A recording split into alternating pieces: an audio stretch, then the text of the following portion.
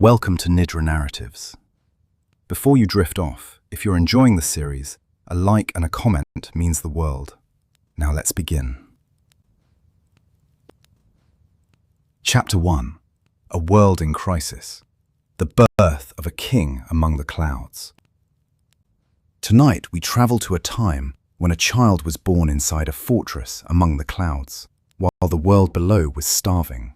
When a mother, surrounded by famine and war, looked at her newborn son and saw not a refugee, but a future king. How does a kingdom rise from the ashes of catastrophe? What kind of education can transform a boy into the founder of an empire? And why did a 16-year-old, standing on a windswept plateau with a band of shepherds and farmers, take an oath that would echo through 3.5 centuries of history? Let us travel back together to the ancient stone fortress of Shivneri, perched above the Deccan plateau of Western India in the year 1630, a year when the world itself seemed to be coming apart at the seams. The sound you would have heard first, approaching Shivneri, was water. Not the roar of a river or the crash of a waterfall, but something gentler, the soft, ceaseless trickling of 2 perennial springs called Ganga and Yamuna, after the sacred rivers of the north, flowing through channels carved into the living rock by Buddhist monks nearly 2,000 years before. That murmur of water through stone was the constant undertone of life at Shivneri, a sound so persistent that the people who lived within its walls probably ceased to notice it, the way one ceases to notice the beating of one's own heart. And yet it was there, always there, the sound of endurance, of a fortress that had outlasted every dynasty that had ever claimed it. Shivneri rises near the town of Junar, in what is today the Pune district of Maharashtra, a triangular bastion of weathered basalt, guarded on all sides by steep, unforgiving cliffs. 7 spiraling gates controlled the approach, each passage narrowing as it climbed, so that the sound of approaching footsteps was funneled and amplified, giving the garrison warning long before any visitor reached the inner precincts. One entrance, on the western scarp, had no staircase at all.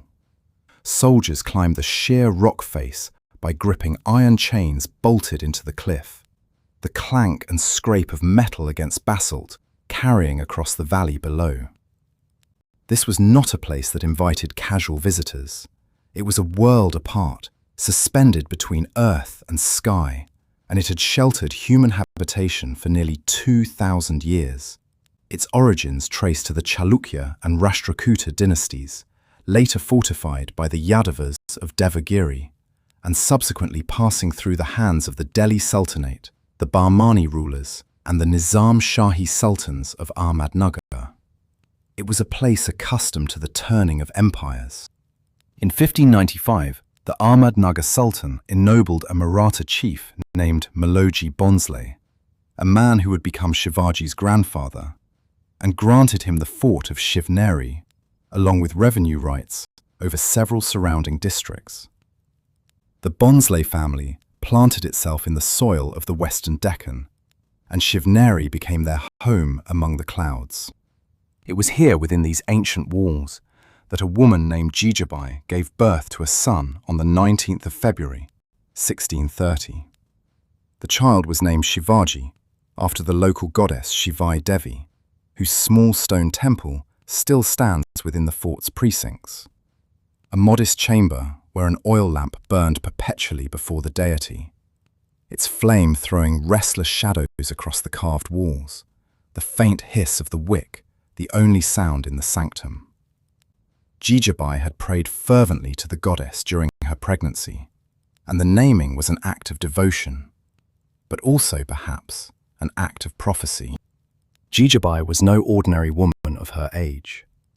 Born in 1598 in Sinkhed Raja, she was the daughter of Lakhuji Jadhav, a respected Maratha noble whose family traced its lineage to the Yadavas of Devagiri, the last great Hindu dynasty to rule the Deccan before the coming of the Delhi Sultanate in the 14th century.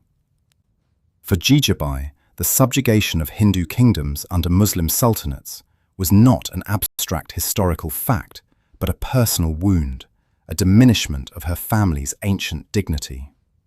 Her husband, Shivaji Bhonsle, was a Maratha general of considerable ability who navigated the treacherous waters of Deccan politics by shifting his loyalty between competing powers. The Nizam Shahis, the Adil Shahis of Bijapur, and the Mughal Empire, always retaining his small army and his territorial holdings. At the time of Shivaji's birth, Shivaji was embroiled in resistance against the Mughal invasion, constantly pursued, and Jijabai and the infant were compelled to move from fort to fort for safety. But the precariousness of the family's position was only a reflection of a larger catastrophe. The Deccan plateau, that vast, ancient tableland of basalt and black cotton soil, forming the heartland of peninsular India, was, in 1630, in the grip of one of the most devastating famines in recorded Indian history. The monsoon had failed for 3 consecutive years, and the consequences were beyond imagining. Contemporary records from Dutch and English trading companies stationed at the port of Surat on the Gujarat coast estimated the death toll at several million. The price of wheat had risen 16-fold. The roads were blocked with the bodies of those who had died trying to reach less affected areas. This was the world into which Shivaji was born, a world of desperate, elemental suffering, where the most basic conditions of human survival had collapsed. And the Deccan was not alone in its agony. Across the globe, the 17th century was an era of what historians have called the general crisis, a period of climate-driven agricultural failure, political instability, and social upheaval that affected societies from China to Europe to the Americas. In Central Europe, the 30 Years' War, that catastrophic conflict between Catholic and Protestant powers, was entering its most destructive phase. Sweden, under the brilliant King Gustavus Adolphus, had just joined the war, transforming a regional religious conflict into a continent-wide struggle that would, by its end in 1648, kill at least 1/3 of Germany's population. The Peace of Westphalia that ended it would establish the modern concept of the sovereign nation-state, the idea that each political entity has the right to govern its own internal affairs without interference. It is a concept that resonates across centuries and continents with the vision of self-rule that Shivaji would articulate 15 years later in the hills of the Sahyadri. In the same year, on the other side of the Atlantic, a fleet of ships was carrying Puritan settlers from England to the shores of Massachusetts Bay. The city of Boston was formally established on the 17th of September, 1630, the same year Shivaji was born. 2 new worlds were taking shape simultaneously. One in the forests of New England, where religious dissenters were building what their leader, John Winthrop, called a city upon a hill, and one in the hill forts of the Deccan, where a child was being born who would, quite literally, build a kingdom upon a hill. In China, the Ming dynasty was entering its terminal crisis, fiscal collapse, peasant rebellions, and the growing pressure of the Manchu people on the northern frontier, combining to undermine foundations that had held for over 2.5 centuries. The Ottoman Empire was fighting Persia over Mesopotamia. The entire arc from the Deccan to the Mediterranean was in simultaneous upheaval. The famine that surrounded Shivaji's birth was driven by what modern climate science identifies as a severe disruption of the Indian monsoon, part of the same global pattern of climatic instability that was destabilizing societies across the world. The Maunder Minimum, a period of reduced solar activity that would begin around 1645 and last until 1715, was already making itself felt, freezing canals in Holland, advancing glaciers in the Alps, and contributing to agricultural failures across Asia and Europe simultaneously. A world under stress, a world in which old orders were cracking and new ones were struggling to be born. Into this world of simultaneous crisis, the child Shivaji drew his first breath. The cool mountain air of Shivneri carried the scent of wild basil and damp stone. The distant call of a coal bird echoed across the Junar Valley below the fort's ramparts. And somewhere within the walls, in the warm glow of the temple of Shivaji Devi, a mother held her newborn son and began the long, patient work of shaping a king from the raw material of a child born into catastrophe. In 1632, when Shivaji was barely 2 years old, Jijabai and the child left Shivneri. The Mughal pressure on Shivaji was intensifying, and by October of 1636, as part of a peace treaty between the Mughals and Bijapur, Shivaji was compelled to cede 6 forts, including Shivneri, to the Mughal Empire. The fortress that had witnessed Shivaji's first breath would never again be his home. But the memory of Shivneri, its impregnable walls, its commanding views, its lesson that a single, well-defended position could hold against the mightiest of armies, would remain with him for the rest of his life, shaping his understanding of terrain, fortification, and the strategic value of the mountains that would become the backbone of his future kingdom. And so the boy left the fortress in the clouds, carried by his mother through a landscape of uncertainty and war, toward a destiny that neither of them could yet fully imagine. Chapter 2. The Red Palace. A mother's curriculum and a village reborn. The circumstances of their arrival in Pune were shaped by the great geopolitical realignment of 1636. After the fall of the Ahmadnagar Sultanate, the Mughals concluded a peace treaty with Bijapur, the Adil Shahi Sultanate that now dominated the western Deccan. As part of this arrangement, Shahaji Bhonsle joined the service of Bijapur and was deployed to Bangalore, far to the south. He was permitted to retain his jagir in the Pune region, a jagir being a territorial assignment, roughly equivalent to a European feudal estate, in which a noble was granted the revenue from a defined piece of land in exchange for military service. But he was barred from residing there. The jagir was placed under the nominal administration of his minor son Shivaji, with a trusted subordinate named Dadoji Kondev appointed as its manager. Shahaji directed Dadoji to bring Jijabai and the young Shivaji to Pune and to take care of their expenses.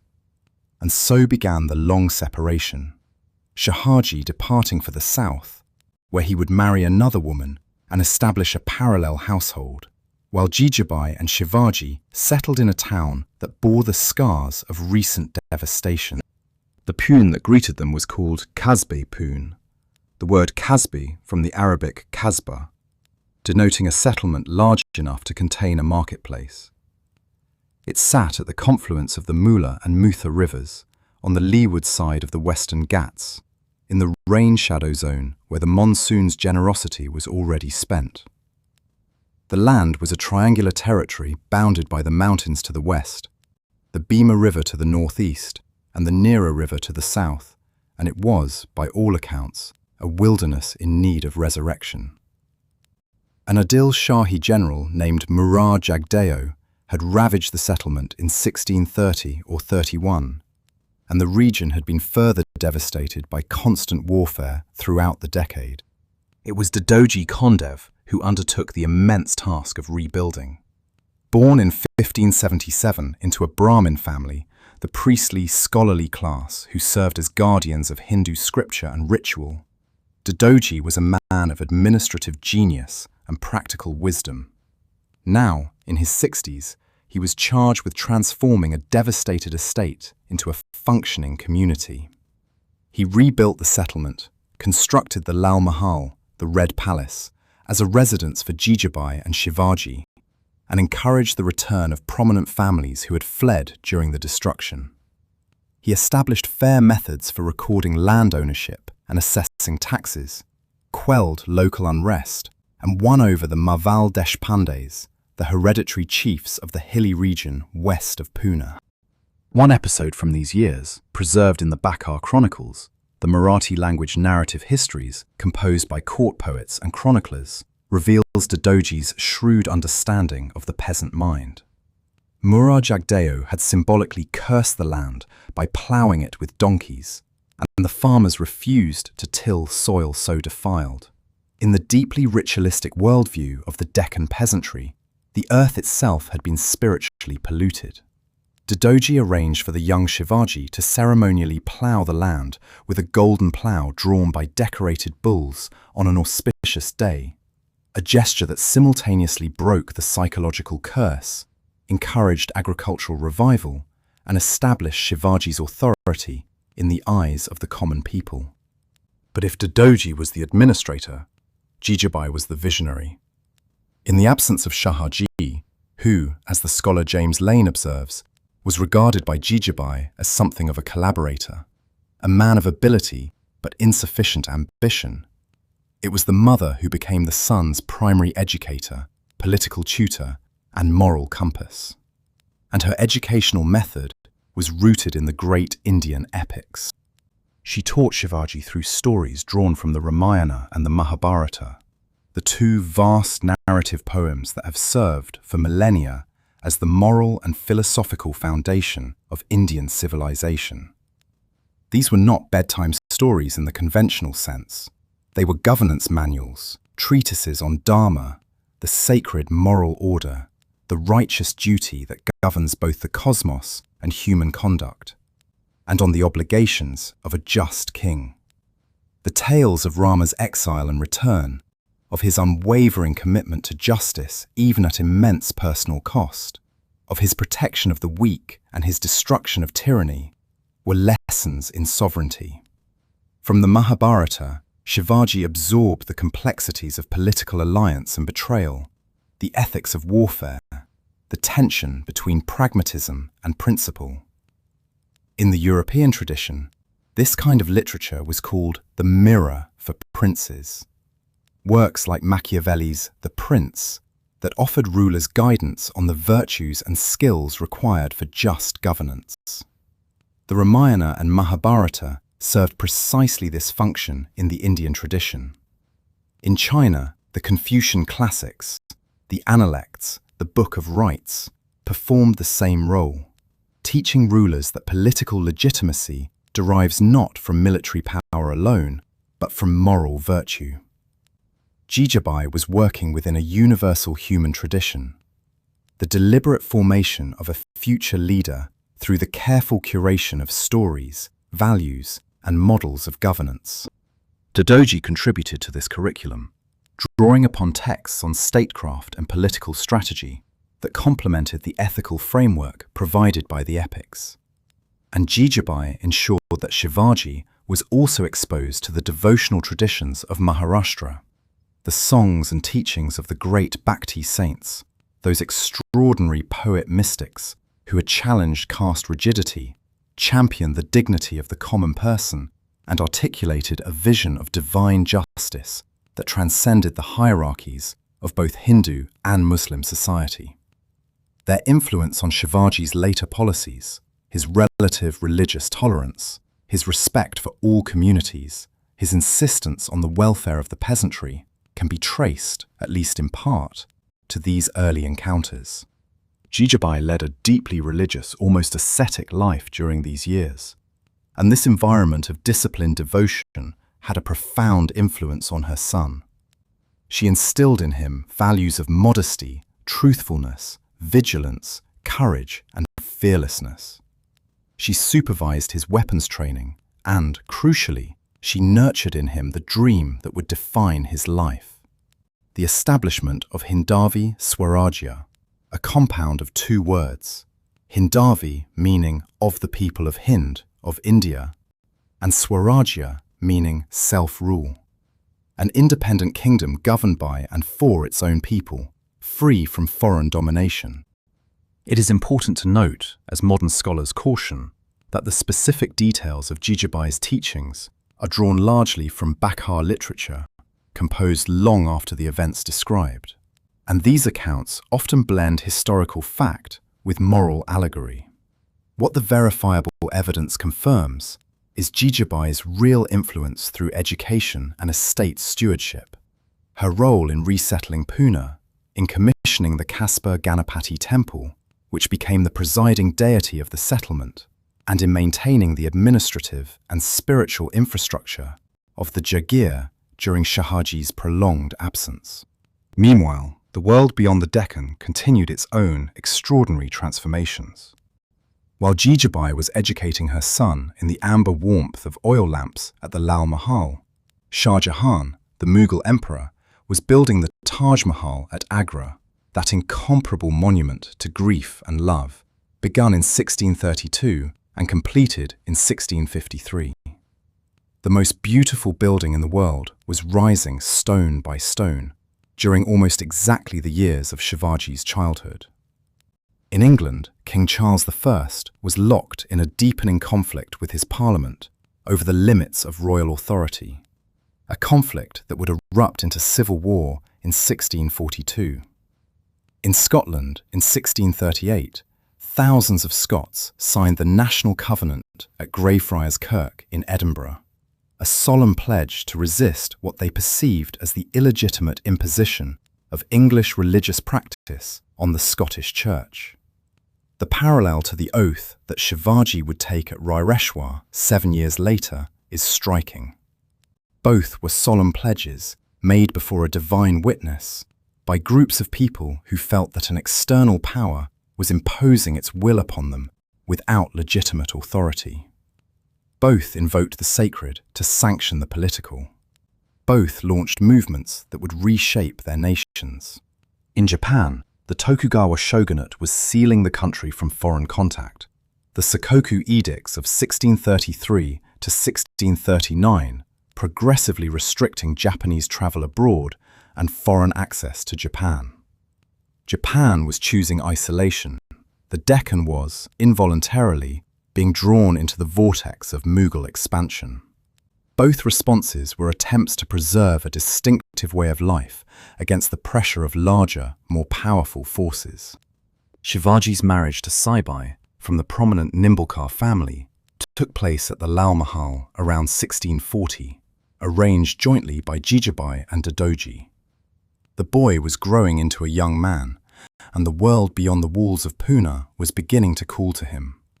He was a keen outdoorsman who explored the hills and forests of the Sahyadri range, hardening himself physically and acquiring an intimate knowledge of the terrain that would later prove decisive. And he was beginning to gather around him a circle of companions, young men from the Marvel region who shared his restless energy and his growing conviction that the existing order of things need not be permanent. In the quiet evenings at the Lal Mahal, as oil lamps flickered and the sounds of the rebuilding town drifted through the courtyard, the distant chanting of devotional verses, the cool evening breeze carrying the fragrance of jasmine, Jijabai continued her work. She could not have known, in those years, exactly what her son would become, but she knew what she wanted him to be. Not a servant of sultans, not a collaborator with foreign powers, but a sovereign in his own right, a protector of Dharma, a guardian of his people, a king who would restore the dignity that had been lost. The 19th century social reformer Jyotirao Phule, in his Pawada, a traditional Marathi ballad on Shivaji, acknowledged Dadoji's role as teacher, but gave far greater credit to Jijabai. He dismissed Dadoji's mentoring with a memorable phrase: "There is no need to teach a fish how to swim." The implication was clear. Shivaji's genius was innate, but it was Jijabai who created the conditions in which that genius could flourish. Chapter 3. The 12 Who Kept the Village Alive. Sounds of the Deccan World. Now let us descend from the palace and walk into the village, into the world of ordinary people whose names no chronicle preserves, but whose labour sustained every kingdom, every army, every dream of sovereignty that the 17th century Deccan produced. Imagine a village waking at dawn. The first sound you would hear, before the temple bell, before the lowing of cattle, before the splash of water being drawn from the well, would be the beat of a drum. This was the Maha, the village watchman, announcing the new day from his post at the settlement's boundary. His duties were many and thankless, He patrolled the perimeter through the night, guarded against thieves and wild animals, carried messages between villages, and removed the carcasses of dead animals, a task that, under the rigid purity codes of the caste system, rendered him untouchable, belonging to the lowest rung of the social hierarchy. Yet the Maha was indispensable. He was compensated not in coin but in grain, a prescribed share of the village harvest, called baluta. Beside the Maha stood 11 other hereditary functionaries, each performing a role essential to the community's survival, together forming the Bara Balutadar system, the 12 Balutadars, a framework of occupational service that formed the skeleton of every Maharashtrian village. The carpenter built and repaired the wooden ploughs and ox carts, the rhythmic tap of his mallet on chisel, the percussion of construction and renewal. The blacksmith forged the iron ploughshares and sickles, working at a small forge whose bellows wheezed and whose anvil rang with each hammer stroke, sending a sharp metallic ping across the village. The potter sat at his wheel near the riverbank, shaping the red Deccan clay into water pots and cooking vessels, the wet slap of clay on the spinning wheel, a sound as old as civilization itself. The barber's role extended far beyond cutting hair. He served as messenger at weddings, cook at festivals, a musician at celebrations, his pipe and tambour the soundtrack of communal joy.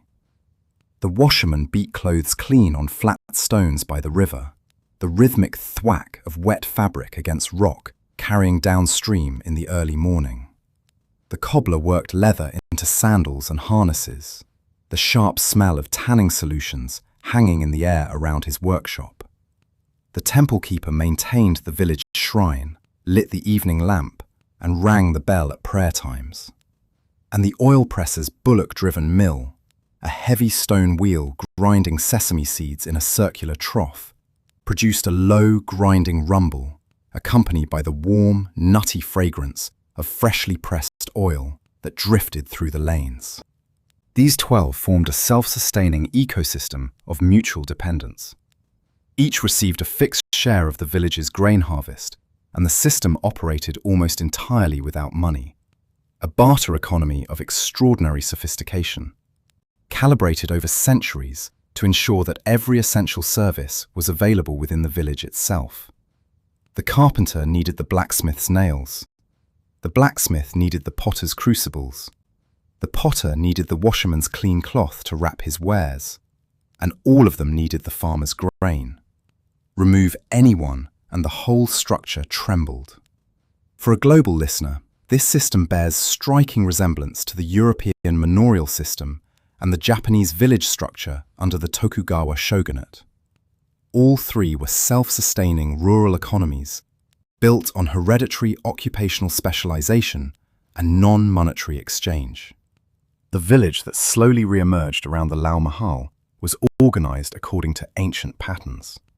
The settlement itself occupied the lighter, less fertile soil, while the surrounding agricultural fields spread across the rich black cotton soil that is the Deccan's greatest natural resource. The crops that grew in these fields were the foundation of Deccan life. Jawar, sorghum, was the staple, a hardy grain that thrived in the rain shadow's uncertain rainfall. Pearl millet grew alongside it, along with lentils, groundnuts, and sesame.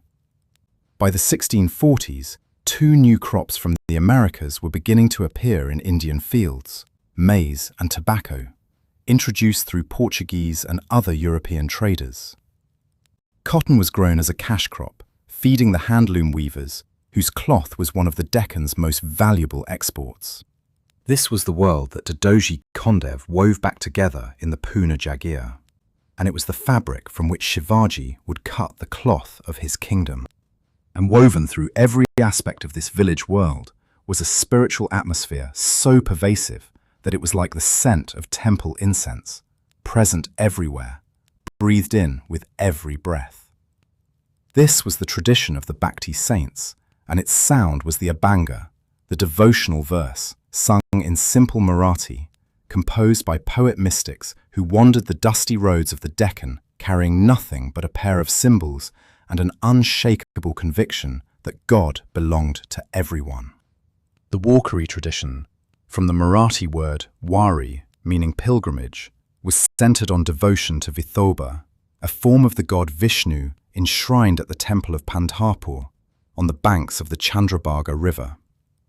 Twice a year, tens of thousands of devotees walked hundreds of miles on foot to Pandharpur, singing abangas as they went, sleeping under trees, sharing food with strangers, dissolving, for the duration of the pilgrimage, the rigid boundaries of caste that governed every other aspect of their lives.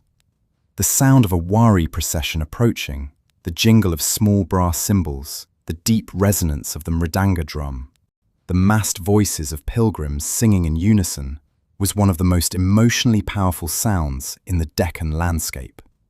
It could be heard from miles away, a river of music flowing across the dry plateau. The saint poets who gave this tradition its substance were extraordinary figures. Sant Dnyaneshwar, in the 13th century, wrote a commentary on the Bhagavad Gita, the Hindu philosophical text on duty and devotion, composed not in the elite language of Sanskrit, but in vernacular Marathi, so that common people could access wisdom previously reserved for the priestly classes. His choice of language was itself a revolutionary act, comparable in its cultural significance to Dante's decision to write the Divine Comedy in Italian rather than Latin, or to the Protestant Reformation's insistence on scripture in the common tongue. Sant Namdev, a tailor by caste, composed devotional songs of such universality that they were later included in the Sikh holy book, the Guru Granth Sahib. Sant Eknath opposed caste discrimination and welcomed people of all backgrounds into community singing gatherings. And then there was Sant Tukaram, a contemporary of Shivaji, born in 1608 near Pune, who was alive and composing his most powerful verses during the very years that Jijabai was educating her son at the Lal Mahal. Tukaram was a man of the Shudra caste, the lowest of the 4 traditional Hindu social categories, who composed verses of such spiritual depth and emotional directness that they transcended every social boundary. He denounced empty rituals, insisted that caste could never make a person holy, and championed kirtan, community singing, as devotion itself. His abhangas spread through the countryside like wildfire, carried by wandering singers until they became part of the very texture of Maharashtrian consciousness. Imagine then the evenings at the Lal Mahal. The day's work is done, the administrative meetings, the weapons training, the lessons in statecraft. The oil lamps are lit, and from somewhere nearby, perhaps from a gathering at the Kasba Ganapati temple that Jijabai herself commissioned, perhaps from a kirtan in a neighbour's courtyard, comes the sound of singing. A single voice begins, accompanied by the soft chime of finger cymbals. Then other voices join, one by one, until the song swells into a chorus that fills the narrow lanes of Pune with a music that is at once deeply personal and profoundly communal. The melody is modal, built on the ancient ragas of Indian classical music, but simplified for congregational singing, rising and falling in patterns that the body learns before the mind. Patterns that induce a state of calm absorption, not unlike the state we seek in this very moment, as the night deepens and the world grows quiet. Jijabai ensured that Shivaji was steeped in this tradition. The Bhakti saints were not, for her, merely religious figures. They were social philosophers whose teachings carried direct political implications. When Dnyaneshwar wrote in Marathi rather than Sanskrit, he was making a statement about who had the right to knowledge. When Tukaram declared that caste could not determine holiness, he was challenging the hierarchy that kept the majority in subjugation. These were the foundations of the kingdom Jijabai wanted her son to build, a kingdom where the farmer and the watchman and the priest all had a place, governed not by the accident of birth, but by the quality of service. The sound of the temple bell, a single, clear note cutting through the ambient noise of the settlement, marked the transitions of the day. The evening arti, The ritual of waving a lit lamp before the deity while singing hymns of praise filled the temple with the warmth of flame on the face, the fragrance of camphor and incense, the resonance of the bell, the massed voices of the congregation. The words of that arti are still sung in Maharashtrian homes today, a living thread connecting the present to the world of the 1640s. Let the sound of the abanga settle into your breathing now, the rise and fall of the melody, the gentle pulse of the cymbals, the warmth of many voices singing together in the lamplight. This was the spiritual ecosystem that nourished the young Shivaji, not a single teacher or a single text, but an entire culture of devotion, social reform, and communal singing that flowed through the lanes of Pune like the Muta River flowed past its banks. It gave him something that no military training could provide: a moral vocabulary, a language of justice and compassion, a conviction that power existed not for the glorification of the powerful, but for the protection of the powerless. Chapter 4. Mist, Teak and Monsoon, the hills that made a guerrilla. Now let us leave the village and the temple and walk westward into the hills. The Mayville begins where the plateau ends. Travelling west from Pune, the flat, sun-baked country gradually gives way to undulating terrain, the land rising in steps toward the great escarpment of the Western Ghats. That mountain range running parallel to India's western coast, capturing the monsoon rains that blow in from the Arabian Sea and releasing them as rivers that flow east across the Deccan. The word Mayville itself derives from the Marathi verb meaning to set, as the sun sets, and so the Mayville was simply the west, the land of the setting sun, where the plateau descended toward the Konkan coast and the Arabian Sea beyond. The Sahyadri Range, the northern section of the Western Ghats, rises in places to 1,500 meters, its western face dropping steeply toward the coast in a series of cliffs, gorges, and densely forested ravines, while its eastern slopes descend more gradually in a series of narrow, fertile valleys, each carved by a river running east from the watershed.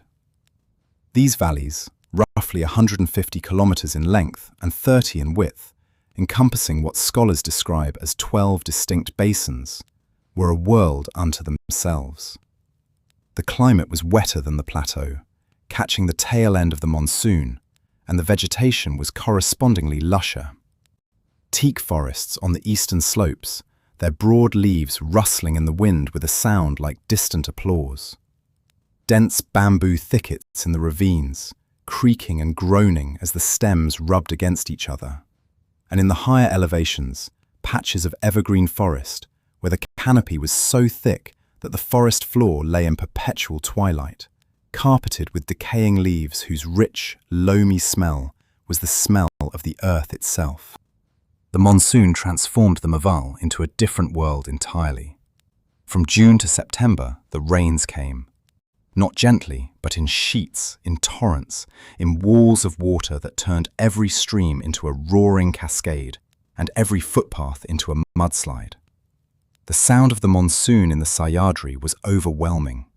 The drumming of rain on broad teak leaves, the rush of water through gorges, the distant thunder rolling across the ridges, the sudden silence when the rain paused and the forest dripped and steamed in the aftermath. Waterfalls appeared on every cliff face, some hundreds of feet high, their roar audible from the valleys below. Everything, clothing, grain, leather, wood, was perpetually damp, acquiring the faint, musty smell of mildew that was the monsoon's signature. It was in this landscape that the teenage Shivaji wandered with his Marvel companions, and the knowledge he acquired was not academic but bodily. The kind of knowledge that enters through the soles of the feet, through the muscles of the legs, through the lungs that learn to breathe thin air at altitude. He learned which paths were passable in the monsoon, and which became death traps of mud and loose rock. He learned which caves could shelter 100 men, and which flooded when the rains came. He learned the seasonal behavior of rivers, which fords were crossable in winter, and which vanished under 10 feet of brown water in July. He learned to read the weather by the movement of clouds across the ridgeline, to predict a storm by the sudden stillness of the birds, to navigate by the position of the sun filtered through the canopy. The people who taught him this knowledge lived lives shaped entirely by the rhythms of the land. The Kumbi cultivators, peasant farmers, tilled the soil during the monsoon months and, in the dry season, were available for other work, including military service. Their houses were simple structures of mud walls and thatched roofs, built on slight rises above the valley floor to avoid flooding. The cooking was done over a wood fire, and the smoke that escaped through the thatch gave every marvel dwelling a distinctive smell, the sharp, resinous scent of burning teak, mixed with the sweeter fragrance of dried cow dung fuel. The Danga shepherds occupied a different ecological niche, moving with their flocks across the higher grasslands above the tree line, following ancient routes that took them from the plateau in winter to the cooler uplands in summer. Their diet was heavy in dairy, thick, tangy curds, buttermilk and ghee, and their presence on the hillsides was announced by the tinkling of bells hung around the necks of the lead animals, a sound that carried across the valleys in the clear morning air with a gentle, almost musical quality. The forest itself was a resource of immense value. Wild honey was gathered from cliff faces by specialists who descended on rope ladders, performing their work to the accompaniment of smoke from burning torches used to calm the bees, the angry buzzing of disturbed swarms, a sound that could be heard from far below. Medicinal herbs grew in profusion: turmeric, neem, and dozens of plants whose properties were known to the local healers through generations of accumulated knowledge. The forest provided timber for construction, bamboo for everything from baskets to scaffolding, and wild fruits that supplemented the diet during the lean months before the harvest. It was among these people, the Kunbi cultivators, the Koli fisherfolk, the Dangar shepherds, that the teenage Shivaji found his earliest and most trusted companions. The names that emerge from the historical record read like a roll call of future legends. Yasaji Kank, Suryaji Karkade, Baji Pasalkar, Baji Prabhu Deshpande, and Tanaji Malusare. Men who would, in the decades to come, perform feats of courage and sacrifice that would become the defining stories of Maratha identity. But in these early years, they were simply young men of the hills, drawn to a boy whose energy, vision, and charisma set him apart. Shivaji's relationship with the Marvel youth was profoundly educational. In their company, he wandered over the hills and forests, hardening himself physically and acquiring first-hand knowledge of the land that would later prove directly applicable to his military endeavors. He learned the hidden approaches to hilltop forts, the caves that could serve as supply depots, the narrow defiles where a small force could hold off an army many times its size. This was the genesis of what would later be called Ganimi Kava, guerrilla warfare, the art of using terrain, speed, and surprise to overcome numerically superior enemies. The Sahyadri Mountains were a natural fortress, but only for those who knew how to use them. The Mavale knew, and they taught Shivaji. The parallel to the Swiss mountain cantons' resistance to Habsburg armies in the 14th century is striking. In both cases, geography and local knowledge defeated superior numbers and equipment. The Maval peasantry's willingness to follow Shivaji was rooted in material conditions as much as personal loyalty. The region had been devastated by years of warfare, and the peasantry had suffered under the exactions of multiple overlords. What Shivaji offered them was not pay or plunder, but something more powerful, a cause. He curtailed the powers of the local hereditary chiefs, restricted the number of retainers they could maintain, and emphasized the extension and improvement of cultivation, policies that directly benefited the peasantry. The farmers who benefited from these reforms became loyal adherents, and when the time came to take up arms, they were ready. By the time Shivaji was 15, he had accumulated a band of faithful soldiers from the Marvel region.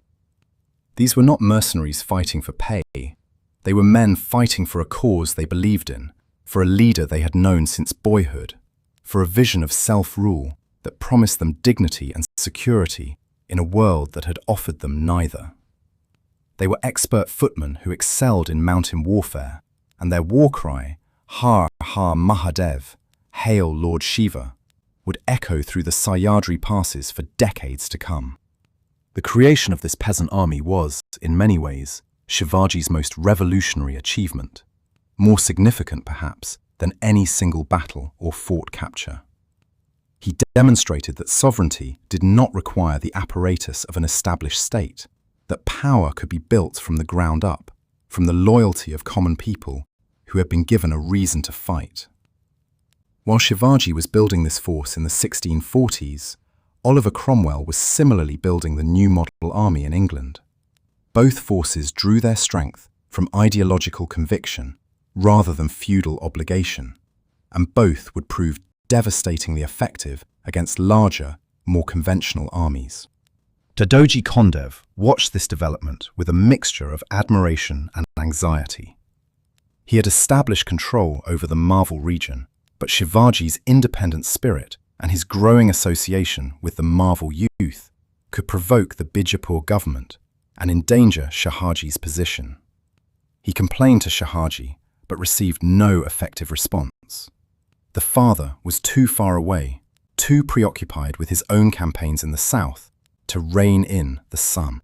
And so, as the early 1640s gave way to the mid-decade, a transformation was quietly underway in the hills west of Pune. A teenage boy, the nominal heir to a minor Jagir, was assembling around himself a force that owed its allegiance not to any sultan or emperor, but to an idea, the idea that the people of this land could govern themselves. The stage was being set for the first act of rebellion. Let the sounds of the Maval settle around you now. The rustle of teak leaves, the creak of bamboo, the distant roar of a monsoon waterfall, the tinkling of shepherd's bells on the hillside. This is the landscape that taught a boy how to become a king. Chapter 5. Raireshwar, the founding covenant. In the unfolding of any great story, there arrives a quiet turning point. A moment when a private conviction becomes a shared commitment, when a dream spoken aloud becomes a promise. For Shivaji and his Mavale companions, that moment came in 1645 on a remote plateau in the Sahyadri mountains at a place called Raireshwar. Raireshwar is a high tableland situated approximately 82 kilometers from Pune, at an elevation of roughly 1,340 meters above sea level. It is a place of stark, austere beauty, a windswept expanse surrounded by the rolling ridges of the Sahyadri range, with panoramic views extending to nearby forts. The plateau is known for its unusual seven-colored soil: ochre, red, white, grey, black, a geological curiosity produced by the varying mineral content of the basalt and laterite that underlie the region. And at its heart sits an ancient stone temple dedicated to Lord Shiva, the destroyer and transformer in the Hindu trinity, the deity associated with the dissolution of old forms so that new ones can emerge. His symbol, the shivling, a cylindrical stone form representing both the divine and the axis of the cosmos, was the object before which the oath was taken. The choice of this particular deity as witness was not arbitrary. To take an oath of political revolution before a shivling was to invoke the cosmic principle of creative destruction, to say that the existing order must be dissolved so that a new and more just one can be born. It was to this temple, deep in the interior of the Sahyadri, far from the eyes of Bijapur's officials and Mughal agents, that the 16-year-old Shivaji came with a band of approximately 300 to 400 Mavale companions. The remoteness of the location was itself significant. Raireshwar was not easily accessible, and its isolation provided the perfect setting for an act that, if discovered, would have been treated as treason. The evening light softened across the exposed tableland, carrying the mineral tang of the seven-coloured earth and the scent of wild grass. 300 young men stood together in the fading warmth, their voices low, their faces turned toward the temple. The structure itself, a simple stone building, its interior lit by a single oil lamp, held the kind of silence that falls when many people are gathered in shared purpose. A stillness that is not empty but full, weighted with intention. What happened at Raireshwar has been preserved in Maratha tradition, with the reverence accorded to a founding myth.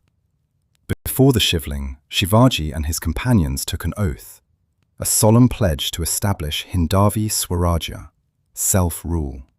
The vision articulated in this oath was remarkable for its inclusiveness. According to accounts preserved in the Bukhar tradition, the narrative chronicles composed by Maratha court writers, the pledge declared that this kingdom would not be for one single person, nor for the sake of anybody's son or nephew. It would be a kingdom belonging to all. Local tradition holds that Shivaji and his companions made a solemn physical offering before the shivling, a gesture of total commitment, sealing the oath with something of themselves so that the vow was not merely spoken but embodied. While no written record confirms the precise form of this offering, the local families of Raireshwar, all 45 families of whom bear the surname Jangam, have preserved the memory of this moment across generations.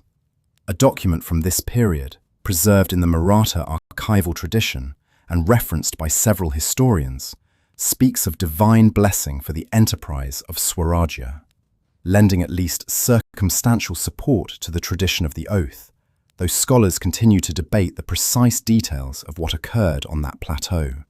There is a particular kind of moment that recurs across human history, a moment when a group of people, feeling the weight of an unjust order, gather in a sacred space and make a solemn pledge to resist.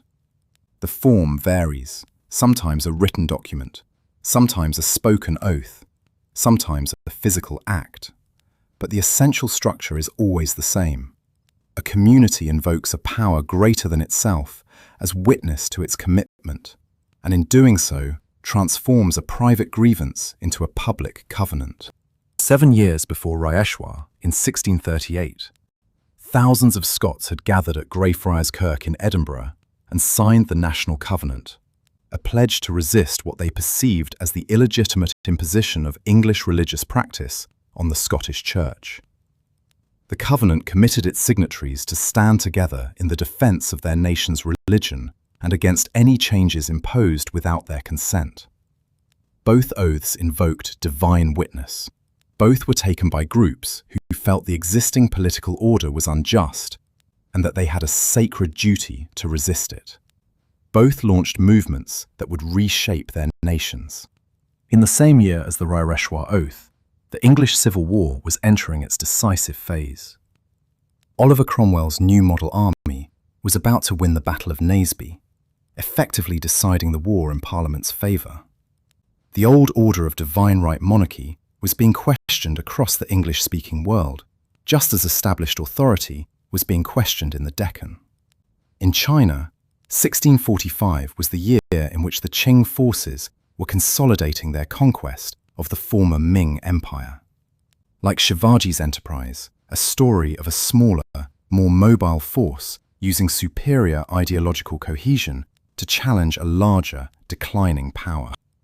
The concept of Hindutva Swarajya resonated with ideas about collective sovereignty and the relationship between ruler and ruled that were emerging in different forms across the 17th century world.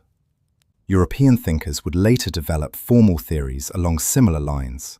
Jean-Jacques Rousseau would publish his theory of the social contract in 1762, and John Locke his Two Treatises of Government in 1689. The Raireshwar Oath was not identical to these later philosophical formulations, and it drew on its own distinct traditions of kingship and dharma, the sacred moral order. But the underlying impulse, the conviction that political authority must serve the community it governs, was being expressed on a remote plateau in the Sahyadri Mountains, in the soft light of a Deccan evening, before a shivling lit by a single oil lamp. The significance of the Raireshwar oath extends far beyond the ceremony itself. It represents the moment when Shivaji's enterprise ceased to be a series of opportunistic raids and became a conscious political project. The deliberate creation of an independent state.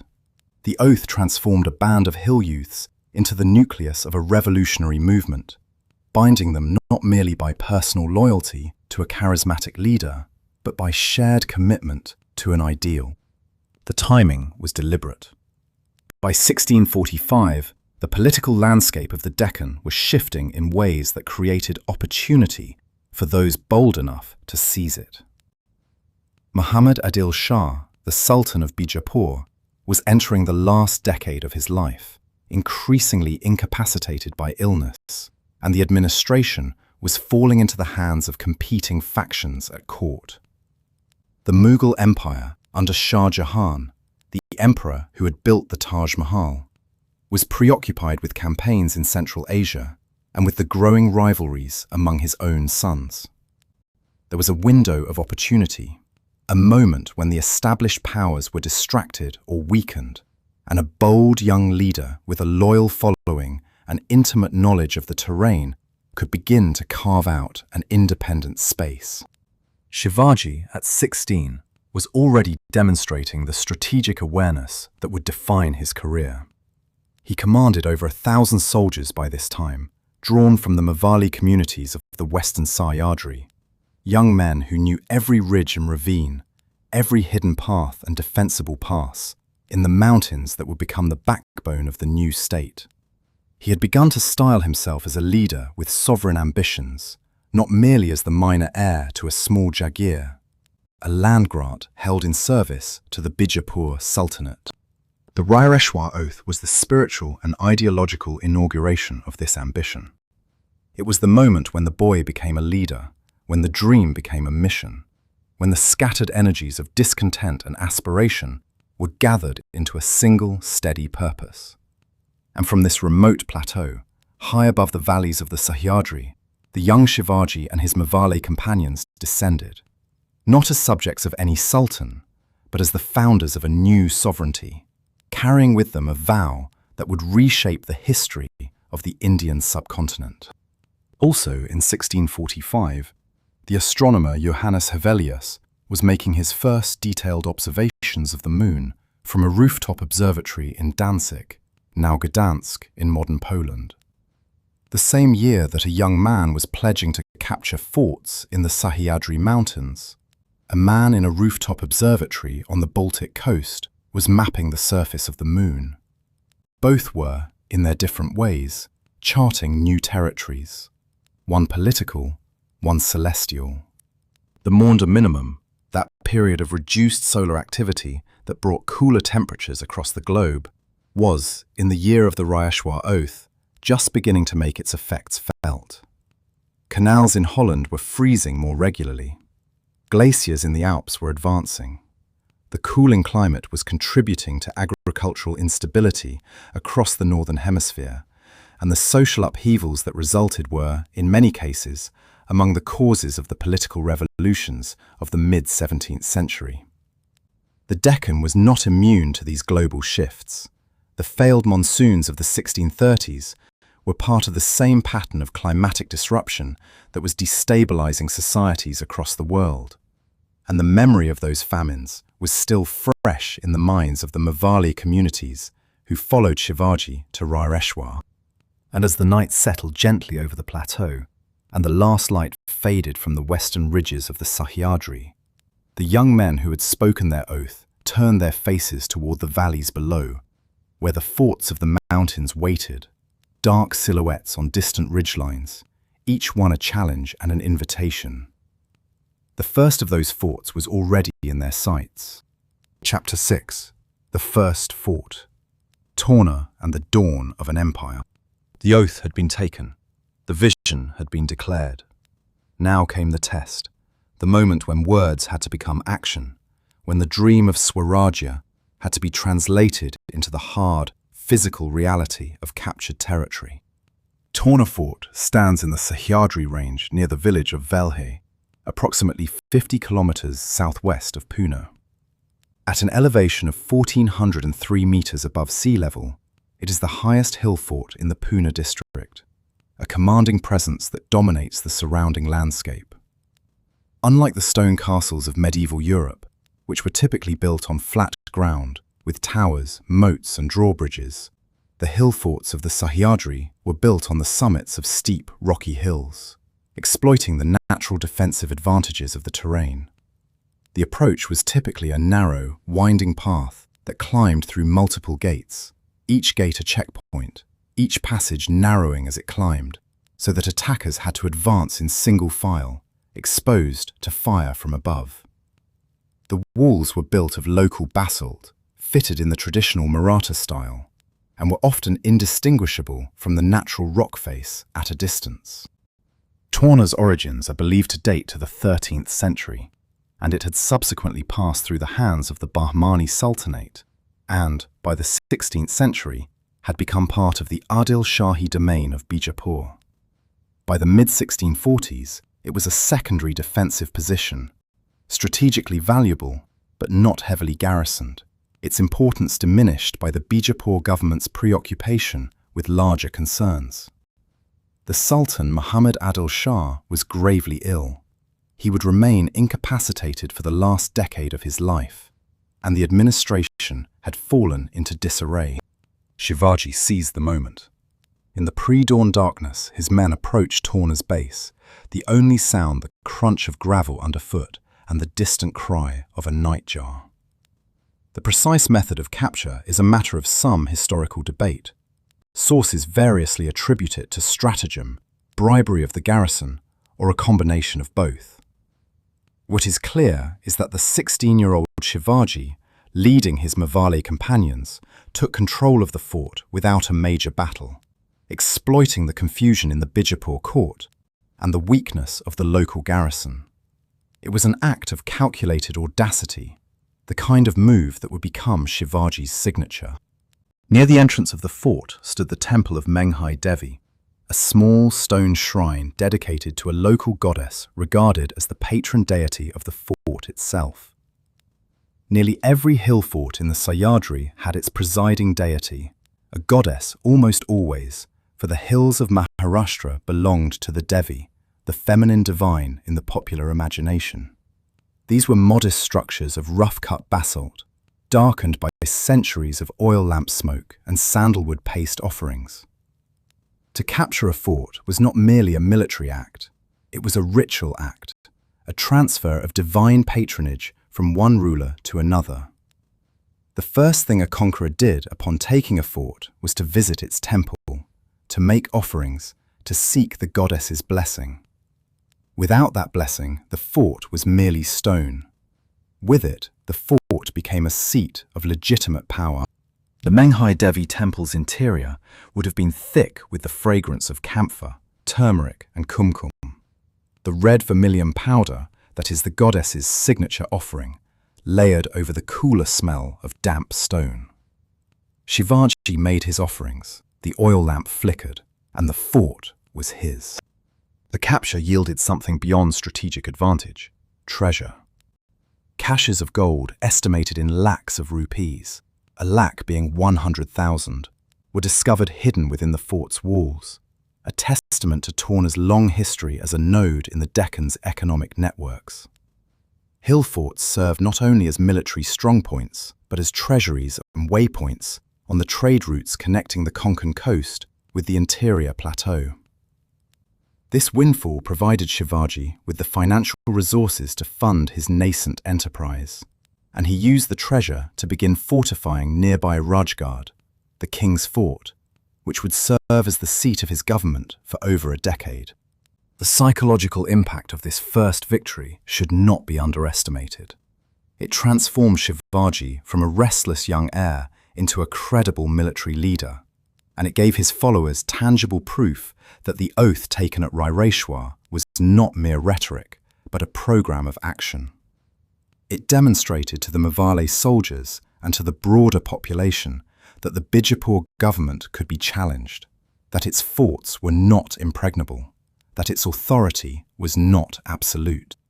Torna's elevated position provided Shivaji with a commanding surveillance point over the Deccan passes, enabling his forces to monitor movement across a wide area.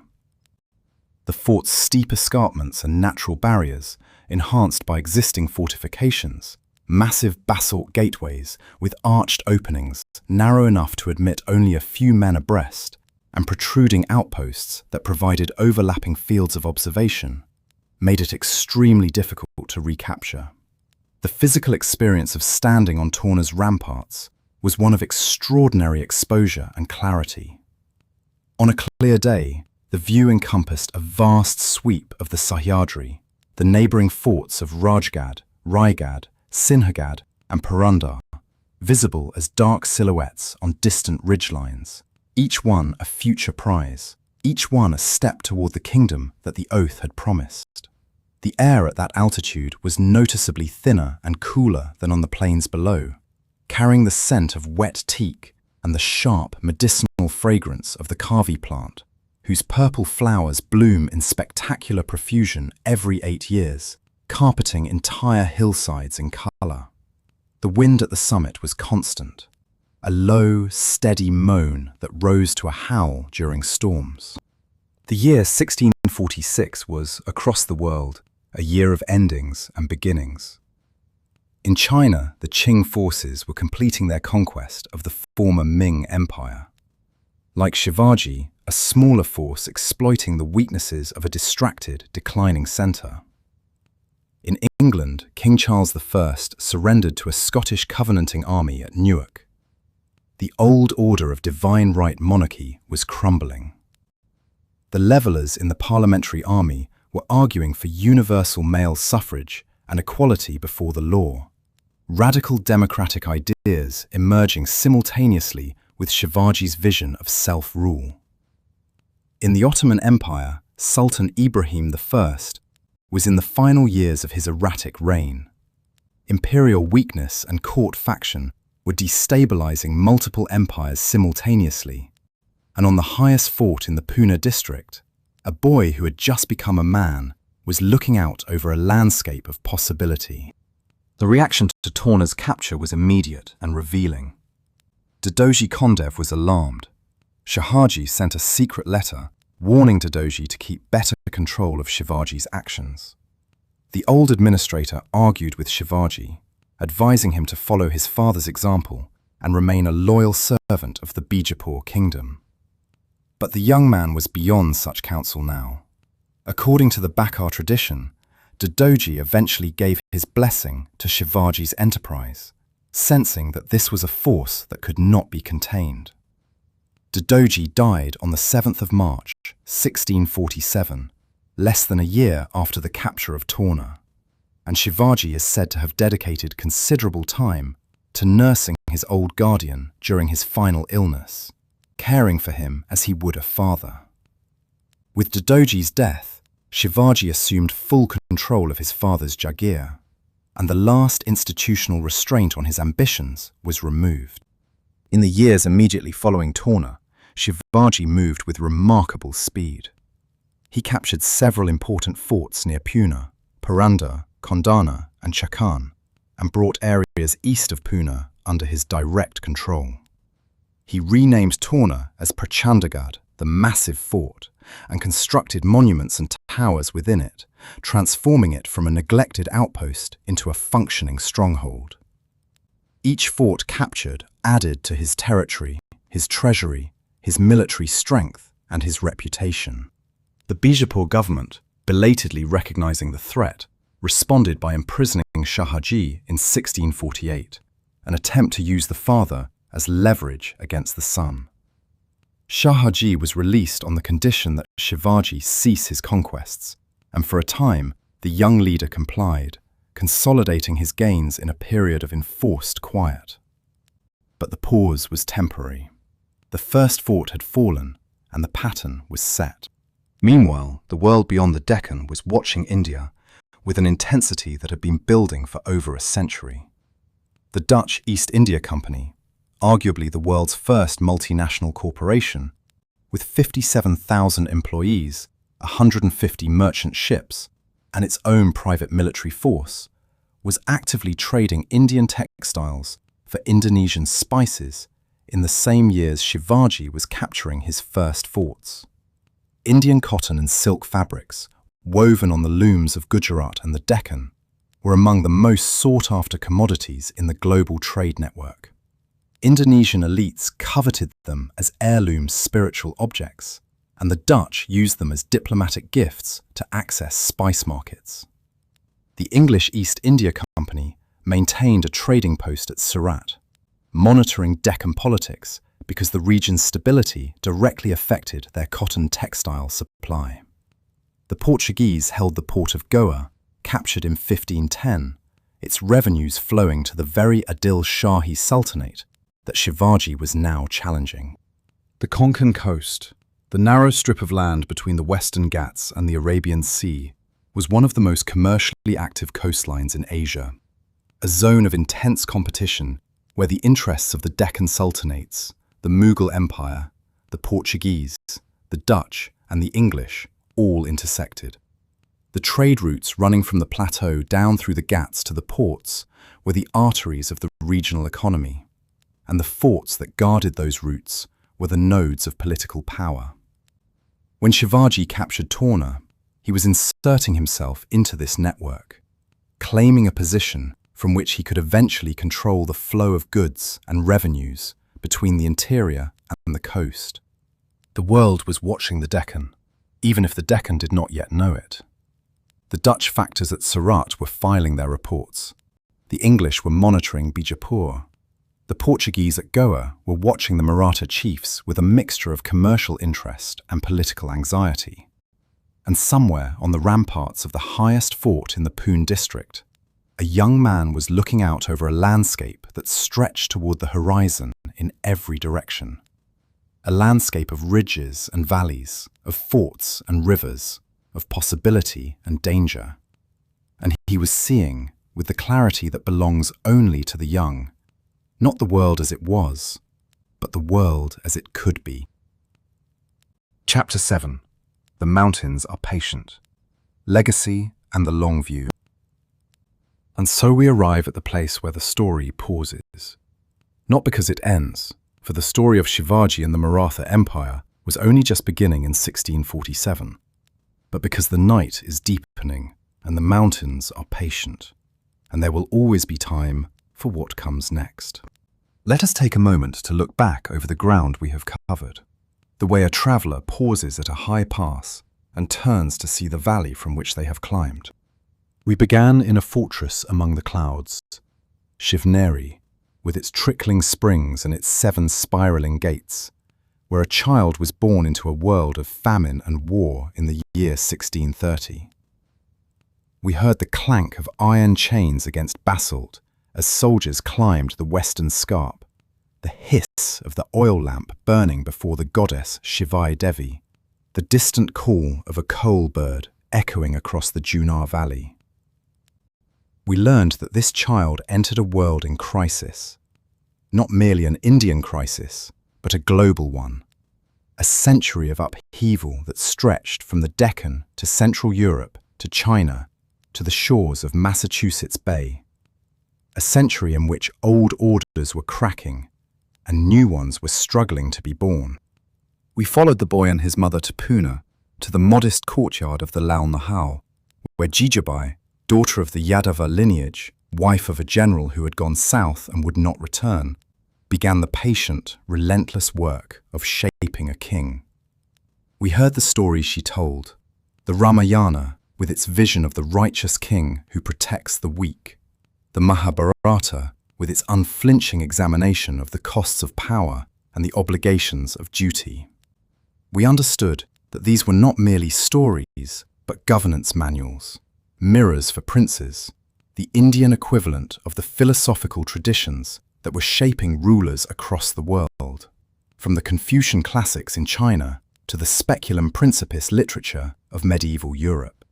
We descended into the village, into the world of the 12 Balutadars, the drummer at dawn, the blacksmith at his anvil, the potter at his wheel, the washerman at the river, the oil presser at his mill, and we heard the sounds of a self-sustaining community, an intricate web of mutual dependence that had been calibrated over centuries, and that Dadoji Kondev, with his administrative genius and his practical wisdom, was patiently weaving back together after years of devastation. We understood that this was the social fabric from which Shivaji would cut the cloth of his kingdom, that the carpenter's tap, the anvil's ring, the temple bell's clear note were not merely ambient sounds, but the heartbeat of a civilization. We listened to the Abangas of the Bhakti saints, Raireshwar, Namdev, Eknath, Tukaram, and heard in their simple, vernacular Marathi verses a revolutionary proposition that God belongs to everyone, that caste cannot determine holiness, that the divine resides not in temples of stone, but in the hearts of the devoted. We understood that this spiritual tradition gave Shivaji something that no military training could provide: a moral vocabulary, a language of justice, a conviction that power exists for the protection of the powerless. We walked westward into the Mavel Hills, into the mist and teak and monsoon rain of the Sahyadri Range, and we felt the landscape that would become Shivaji's greatest military asset: the narrow defiles, the dense forests, the hidden caves, the seasonal rivers, the mist that rolled in without warning. We met the Mavale, the Kumbi farmers, the Danga shepherds, the Koli fisherfolk, who would become the backbone of his infantry, expert footmen who excelled in mountain warfare and whose loyalty was rooted not in pay but in a shared cause. We climbed to the windswept plateau of Raireshwar, 1,340 meters above sea level, and stood in the cold evening air as 300 young men spoke their oath before the ancient shivling, a pledge to establish Hindavi Swarajya, self-rule, a kingdom belonging not to one person, but to all. We place that oath alongside the other great covenants of the 17th century, the Scottish National Covenant, the English parliamentarians' struggle against divine right monarchy, the Qing conquest of China, and we understood that the questions Shivaji was asking were the questions his entire century was asking. Who has the right to govern? Where does sovereignty reside? What do the people of a land owe to their rulers, and what do their rulers owe to them? And we descended with Shivaji to Torna, the highest fort in the Pune district, 1,403 meters above sea level, where a 16-year-old boy accomplished what no one had believed possible, capturing a fortress of the Bijapur Sultanate with a band of hill farmers and shepherds, finding treasure within its walls that would fund the beginning of an empire, and standing on its ramparts to look out over a landscape of possibility that stretched to the horizon in every direction. What had been achieved in these first 16 years was not yet an empire. It was not yet even a kingdom. It was something more fundamental and more fragile. A vision, articulated and shared. A community, bound by oath and common purpose. A territory, however small, held by force and consecrated by faith. And a leader, young and untested, but burning with a conviction that the world as it existed need not be permanent. The years that followed, the years we have not yet told, would bring triumphs that stagger the imagination and setbacks that would have broken a lesser spirit. Shivaji would capture fort after fort, building a chain of strongholds across the Sahyadri that would become the skeleton of his kingdom.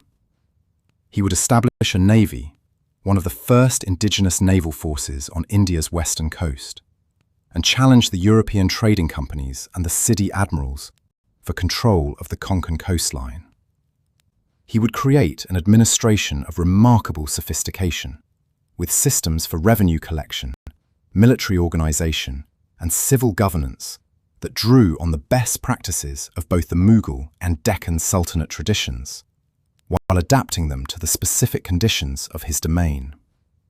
He would be crowned Chhatrapati, sovereign lord, in a coronation ceremony at Raigad Fort in 1674, an act of extraordinary political symbolism that declared before the world that the Marathas were no longer servants of any sultan or emperor, but a sovereign power in their own right. And through it all, the principles articulated at Raireshwar would endure. The conviction that sovereignty belongs to the people, that a king exists for the welfare of his subjects, that the mountains and valleys of the Deccan belong to those who inhabit them. These principles would outlive Shivaji himself, surviving the turbulent decades after his death in 1680, shaping the Maratha confederacy that would become, in the 18th century, the dominant power of the Indian subcontinent, and echoing through the independence movement of the 20th century, when Mahatma Gandhi revived the word Swaraj, self-rule, as the rallying cry of a nation's struggle for freedom. But all of that lies ahead, in evenings yet to come. For now, let us rest with the story where it pauses. On the ramparts of Torna, in the thin, cool air of the highest fort in the Pune district, with the wind moaning softly across the exposed plateau and the distant silhouettes of neighbouring forts visible on the ridgelines, each one a promise waiting to be kept. The goddess Menghai Devi watches from her small stone temple, her features worn smooth by centuries of worship.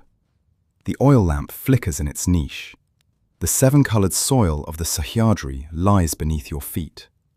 Ochre and red and white and grey and black. The ancient earth of the Deccan, patient and enduring. Somewhere far below, in the valleys of the Mavel, the night is deepening. The drum of the village watchman has fallen silent. The blacksmith's forge has cooled. The potter's wheel is still. The last notes of the evening abanga have faded into the darkness, and the only sounds are the ones that have always been here. The trickling of water through ancient stone channels, the rustle of teak leaves in the night breeze, the distant cry of a peacock settling into the forest for sleep. The world is turning slowly toward whatever tomorrow will bring. But tomorrow is for the waking hours. Now is for rest, for the gentle dissolution of thought into stillness, for the knowledge that the story will be here when you return to it, patient as the mountains, enduring as the springs of Shivneri, faithful as the oath spoken on a windswept plateau by a boy who dared to dream of a kingdom. The Sahyadri range stretches into the darkness, ridge after ridge, fort after fort, valley after valley, all the way to the Arabian Sea. The stars above are the same stars that Shivaji saw from the ramparts of Torna, the same stars that shone over Raireshwar on the evening of the oath, over Shivneri on the night of his birth, over the Lal Mahal where Jijabai told her stories by lamplight. They are patient, those stars. They have watched empires rise and fall, watched the monsoon come and go 10,000 times, watched the teak forests grow and shed their leaves and grow again. They will be there tomorrow, and the night after, and the night after that.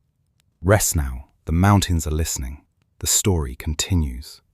But the night is kind, and the wind is gentle, and the oil lamp in the temple of Menghai Devi burns steadily through the darkness, a small, warm point of light in the vast silence of the Sahyadri, keeping watch over the beginning of something extraordinary. Something that started with a mother's stories, a boy's wandering, an oath in a stone temple, and the capture of a fort among the clouds. The night deepens, the wind settles, and somewhere in the hills a peacock calls once more, a long rising note that fades into the silence. And then there is only the sound of water, trickling through ancient stone, as it has done for 2,000 years, as it will do for 2,000 more. Good night.